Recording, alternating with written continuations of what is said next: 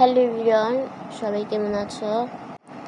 আজকে অষ্টমীর দিনে আমরা সবার পঞ্চমীটি আশ্রমে গিয়েছিলাম অঞ্জলি নেওয়ার জন্য।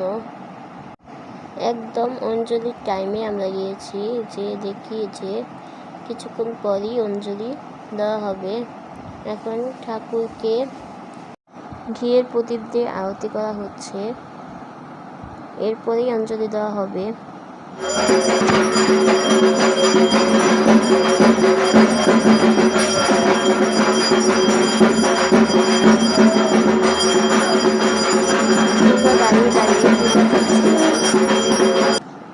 এখন অঞ্জলি নেওয়া শেষে আমরা বাইরে বেরোলাম। এখন একটু বসে থাকবো, তারপরে বাসায় যাব।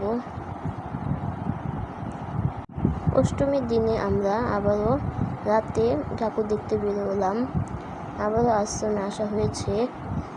তো ঠাকুর তো আগেই দিনেই দেখেছি, এখন একটু মেলা করব।